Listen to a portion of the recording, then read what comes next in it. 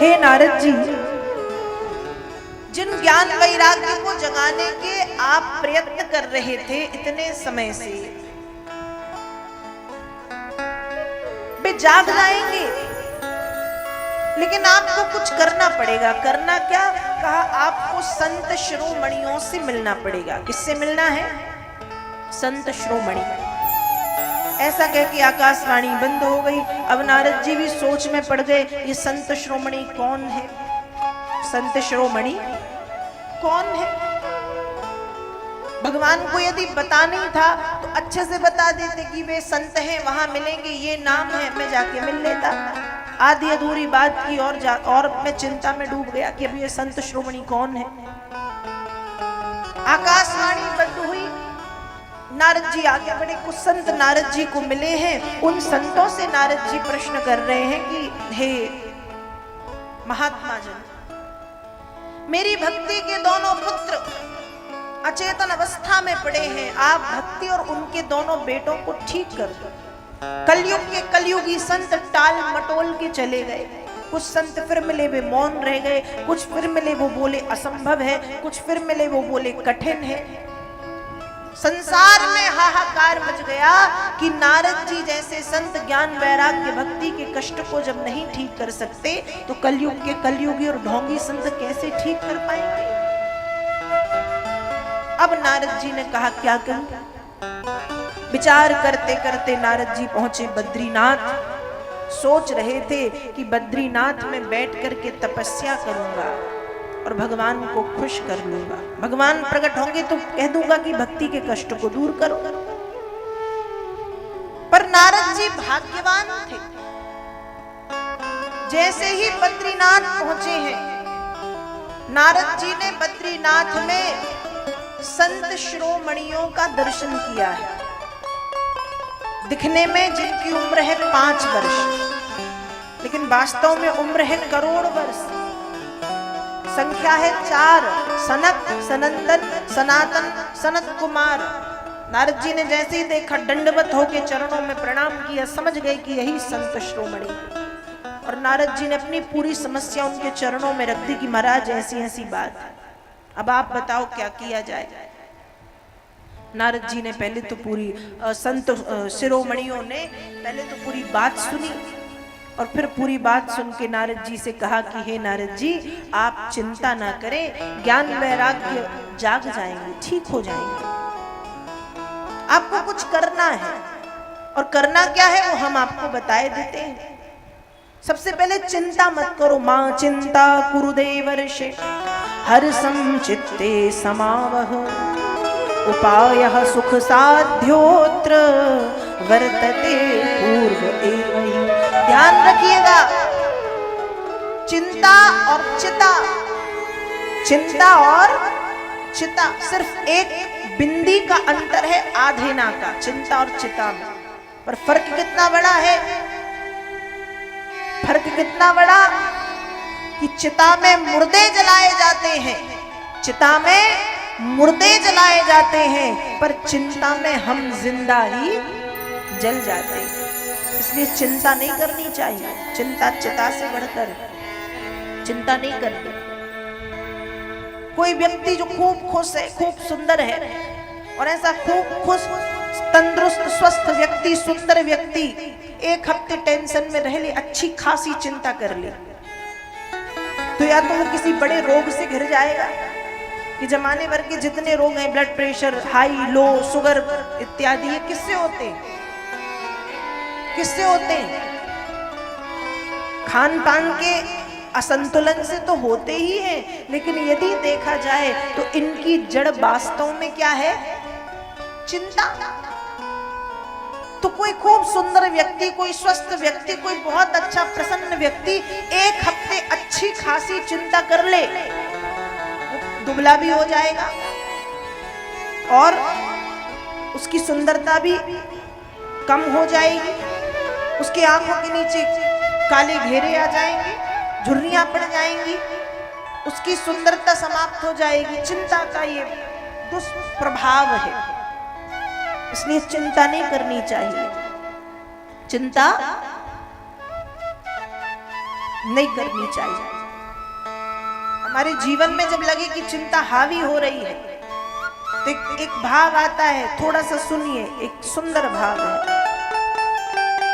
एक पंक्ति, चिंता करे बलाय हमारी,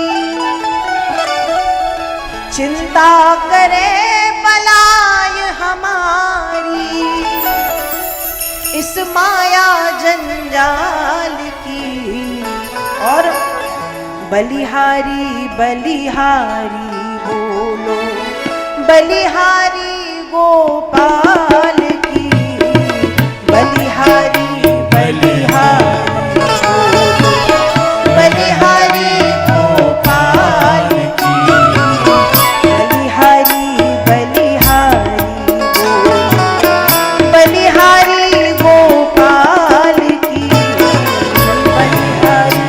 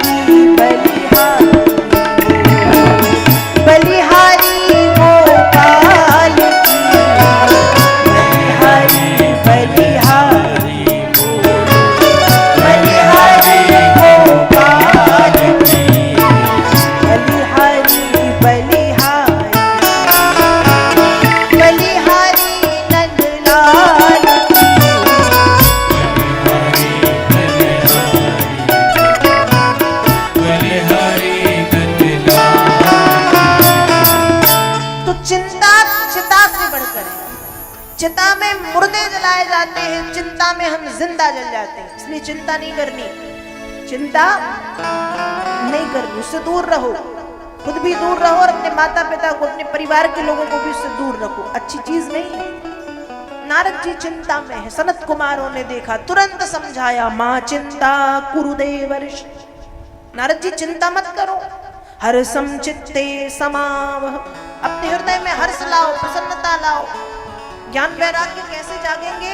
जाग जाएंगे। उपाय सुख साध्योत्र, उपाय हमको भी मालूम है और उपाय आपको भी मालूम है। आप भूल गए हैं पर जानते आप भी हैं। और सनत कुमार आदि ऋषियों ने उपाय बताया है कि हे नारद जी, आप चिंता ना करें, यज्ञ बहुत से हैं, बहुत से यज्ञों में एक श्रेष्ठ यज्ञ है जिसको कहा जाता है सप्ताह ज्ञान यज्ञ, श्रीमद् भागवत की कथा।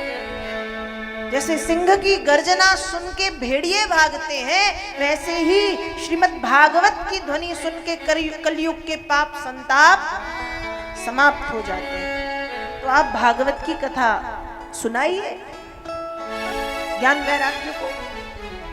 अब नारद जी कहें, प्रभु कथा तो सुना दूं, लेकिन कथा करवानी कहाँ चाहिए?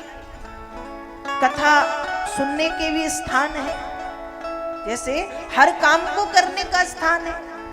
सोने के लिए कहाँ जाते हो? बेडरूम में। भोजन कहाँ बनता है? रसोई घर में, किचन में। पढ़ने कहाँ जाते हो? स्कूल में, विद्यालय में। नहाने कहाँ जाते हो? बाथरूम में। किचन में तो नहीं नहाते ना। जैसे हर काम को करने के लिए स्थान निश्चित है, वैसे ही भागवत की कथा को करने का भी स्थान बताया। यदि भागवत की कथा घर पे की जाती है तो 1 गुना फल। कितना फल? 1 गुना। यदि भागवत की कथा मंदिर में की जाती है तो 10 गुना फल। कितना फल? 10 गुना। लेकिन यदि यही कथा मां नर्मदा, गंगा, यमुना या किसी भी पवित्र नदी के तट पर की जाती है ना, तो अनंत गुना फल मिलता है। कितना फल मिलता है? अनंत। अब प्रश्न ये उठता है, अब आपके मन में बात आई हो पक्के में, कि हम गंगा, नर्मदा, यमुना, सरस्वती, गोदावरी के तट पे यदि कथा नहीं सुनेंगे तो क्या हमको अनंत गुना फल की प्राप्ति नहीं होगी? बिल्कुल होगी। क्यों? सुखदेव जी कहते हैं कि जिस स्थान पर श्रीमद् भागवत की कथा होती है वो स्थान अपने आप गंगा का तट बन जाता है। फिर हमको गंगा तट पे नहीं जाना पड़ता। गंगा, यमुना, सरस्वती, यमुना, गोदावरी, नर्मदा, कावेरी, क्षिप्रा, महानदी आदि जितनी भी पवित्र नदियां हैं, यहाँ तक कि स्वयं समुद्र देवता उस स्थान पर अदृश्य रूप से आकर के बैठ जाते हैं। सनत कुमारों ने कहा, पर आप स्थान पूछ रहे हैं नारद जी, तो हम आपको बताए दे रहे हैं। श्रु नारद वक्ष्यामो विनम्राय विवेकिने गंगा द्वार समीपे तू तटमानंद नाम। नारद जी सुनिए, आप बड़े विनम्र हैं, नारद जी आप बड़े विवेकी हैं, इसलिए हम आपको बताए दे रहे हैं कि आपको ये जो भागवत की कथा है ये ज्ञान वैराग्य को आपको सुनवानी है। कहाँ? गंगा द्वार समीपे तू, गंगा के तट पर आनंद नाम के घाट पे। सनत कुमार आदि ऋषियों के कहने पर श्रीमद् भागवत की कथा प्रारंभ हुई, अनुष्ठान शुरू हुआ। जब भागवत की कथा शुरू हुई तो बिना बुलाए वेद व्यास जी लिख रहे, योगेश्वरौ व्यास पराशरौ च छाया सुकोजा जलि जन्नु मुख्या सर्वेप्यमी मुनिगणाः सह पुत्र शिष्या स्वस्त्री विरायुरति प्रणयेन युक्ता। बिना बुलाए योगेश्वर, व्यास, पराशर, जाजली, जावाली, जन्नु आदि आदि ऋषि मुनि सह पुत्र शिष्या, जो विवाहित है उस सपत्नी, जो जिनका विवाह हो चुका है, जो घर गृहस्थी वाले हैं वो पत्नी और बच्चों के साथ, जो सन्यासी हैं वो शिष्यों समेत पधार रहे हैं बिना बुलाए। आज जब हम भागवत की कथा कराते हैं तो हमको खूब बड़े बड़े इनविटेशन कार्ड, निमंत्रण पत्रिका छपवानी पड़ती है, होर्डिंग, कटआउट, पोस्टर, ये वो पूरा प्रचार प्रसार सब करवाना पड़ता है, तब जाके लोग आते हैं। और उसमें भी वास्तव में कथा सुनने नहीं, सिर्फ निमंत्रण पूरा करने आते कि हम मुंह तो दिखाएं, थोड़ा निमंत्रण आया था। और उसमें से भी 7 दिन की कथा में सोचते हैं, पहले दिन हो आते हैं, फिर दूसरे तीसरे दिन नहीं जाएंगे, चौथे दिन जन्म के दिन चले जाएंगे, फिर 5वें दिन नहीं जाएंगे, 6वें दिन चले जाएंगे, एक दिन आखिरी दिन। और कई लोग तो ऐसे 7 दिन में से कोई एक भी दिन ना आए, एक दिन आ जाए आखिरी दिन मुंह दिखाने, थोड़ा सा निमंत्रण आया था आ गए, निमंत्रण पूरा करने। इतने अभागे कई लोग कि कहो उनके घर के सामने कथा चल रही हो, घर से निकल के कथा सुनने ना आ पाए, इतने अभागे। लेकिन जब भागवत की कथा गंगा के तट पे शुरू हुई है तो बिना बुलाए बड़े बड़े ऋषि मुनि साधु संत सब पधारे हैं कथा सुनने। पहला आश्चर्य। और दूसरा आश्चर्य, जब कथा शुरू हुई तो जो भक्ति अचेतन स्थिति में बेहोश सी पड़ी थी, बैठी थी, जो ज्ञान वैराग्य दुबले पतले काले हो गए थे, जब भागवत की कथा की श्लोकों की ध्वनि उनके कानों में पड़ी तो भक्ति हष्ट पुष्ट तंदुरुस्त उठ करके खड़ी हो गई। ज्ञान वैराग्य हष्ट पुष्ट हो गए, तंदुरुस्त हो गए, स्वस्थ हो गए, उठ करके खड़े हुए और तीनों दौड़ते भागते श्री कृष्ण गोविंद हरे मुरारी नाथेति नामानि मोहर वदन्ति कहते हुए कथा में सबसे आगे आकर के बैठे। ये स्थिति है ज्ञान वैराग्य भक्ति की, ये स्थिति है साधु संतों की। और उसी कथा में पहला आश्चर्य हुआ है कि जब भी भागवत की कथा होती है, छोटे रूप में, बड़े रूप में, बहुत छोटे रूप में, बहुत बड़े रूप में, जहां भी भागवत की कथा होती है, कथा के प्रथम दिन स्वयं भगवान आते हैं और आकर के अपने वांग में विग्रह में विराजमान हो जाते हैं। तो जब गंगा के तट पर भागवत की कथा शुरू हुई तो 5 वर्ष के बालक के रूप में भगवान पधारे। 5 वर्ष के बालक के रूप में पीले पीले वस्त्र पहने हैं, सांवरी सूरत है, मोहनी मूरत है, मोर मुकुट लगा है, कानों में कुंडल है, बड़े बड़े नेत्र हैं, बड़ा सुंदर श्रृंगार है। और सभी साधु महात्माओं के बीच में से आए और आकर के भागवत में विराजमान हो गए, शब्द ब्रह्म के रूप में बैठ गए। तो भागवत की कथा शुरू हुई। बड़े बड़े साधु संत बिना बुलाए पधारे हैं। भक्ति ज्ञान वैराग्य पुनः ज्यों के त्यों हुए और भगवान स्वयं आकर के उस ग्रंथ में विराजे हैं। ये भागवत जी का महात्म्य है। जब भक्ति ज्ञान वैराग्य ने कथा सुनी तो उनका जीवन संवर भी गया और सुधर भी गया। ये महात्म्य में वेद व्यास जी वर्णन करते हैं। अब एक बार जय श्री कृष्ण तो बोलना ही पड़ेगा। बोलिए श्री वृंदावन बिहारी लाल, हनुमान जी महाराज की जय। आइए कुछ क्षण भगवान के पावन नाम का संकीर्तन, तत्पश्चात आगे भगवत चर्चा में प्रवेश। और सभी गाएंगे और क्या कहना है बिना कंजूसी किए हुए सभी को। श्री राधे गोविंदा मन भजले हरि का प्यारा नाम है। श्री राधे गोविंदा मन भजले हरि का प्यारा नाम है।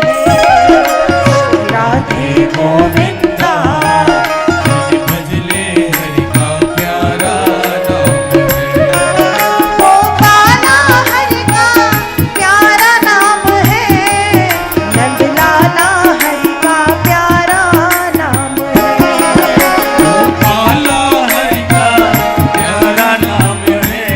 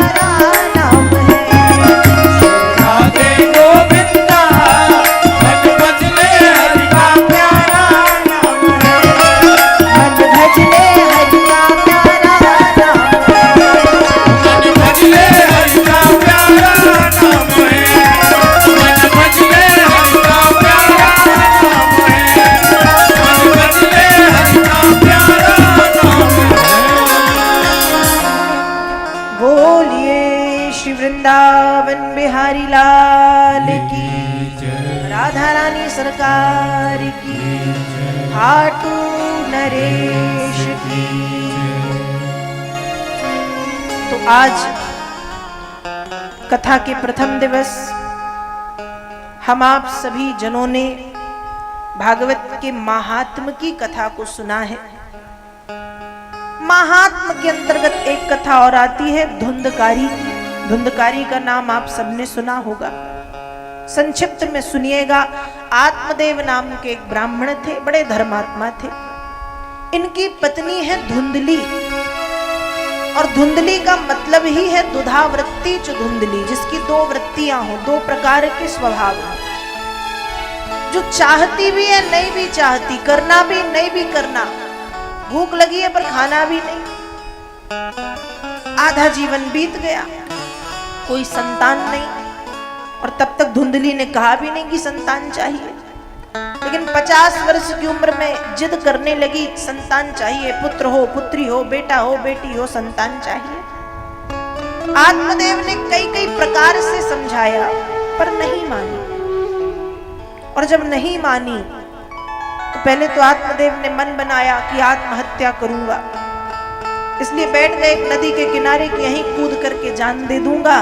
तब एक संत जी आए हैं। संत का हृदय वैसे भी बड़ा सरल होता है।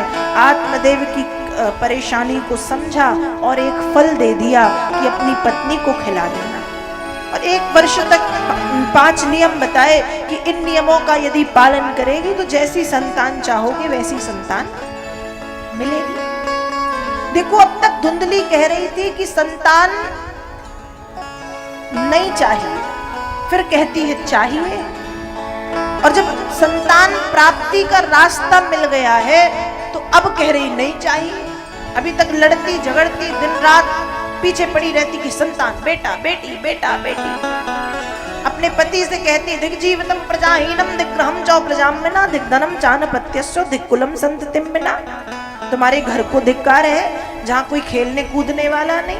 तुम्हारे धन को धिक्कार है जो रखा रखा सड़ रहा है, जिसको कोई नष्ट करने वाला नहीं। तुम्हारे कुल को धिक्कार है, तुम्हारे जीवन को धिक्कार है। मुझे संतान चाहिए, बेटा हो बेटी हो, एक संतान चाहिए। अब संतान प्राप्ति का मार्ग मिला तो पहले तो खूब सोचती, अरे संतान आ गई गर्भ में तो पेट बड़ा होगा, पेट बड़ा होगा, सुंदरता चली जाएगी, सुंदरता चली जाएगी, कहूँ कहीं आ जा नहीं पाऊंगी, कुछ खा पी नहीं पाऊंगी, जी मचलेगा, उल्टियां होंगी। जमाने भर की बातें सोच के धुंधली ने वो फल गौ माता को खिला दिया। पर यहाँ पति से जिद की थी तो इतना षड्यंत्र उसने रचा कि उसकी बहन गर्भवती थी। बहन से कहा अपनी संतान मुझे देना। समय बीतने पर 9 माह तक कपड़े बपड़े लपेट के गर्भवती होने का दिखावा किया।